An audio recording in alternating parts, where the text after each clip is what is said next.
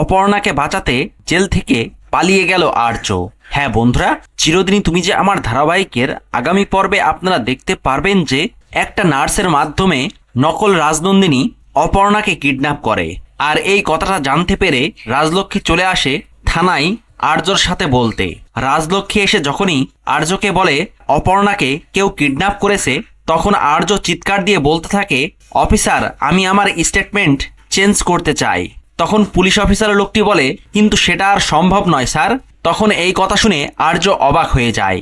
অন্যদিকে দেখা যায় অপর্ণা নকল রাজনন্দিনীকে বলতে থাকে, রাজনন্দিনী সে যে সবকিছু অপর্ণার থেকে ছিনিয়ে নেবে, এটা কিছুতেই হতে দেবে না আর্য স্যার। আর্য স্যার এবার নিশ্চয়ই জেল থেকে পালিয়ে চলে আসবে, কেননা আর্য স্যার তাকে মানে অপর্ণাকে যে এতটা ভালোবাসে, তার জন্য আর্য স্যার তো অবশ্যই জেল থেকে পালিয়ে আসবে অপর্ণাকে বাঁচাতে। তো বন্ধুরা, আর্য কি সত্যিই জেল থেকে এবার পালিয়ে চলে আসবে অপর্ণাকে বাঁচানোর জন্য? কি মনে হয় আপনাদের, তা কমেন্ট করে জানিয়ে দিন। ভিডিওটি ভালো লাগলে লাইক, শেয়ার ও সাবস্ক্রাইব করে সাথে থাকুন।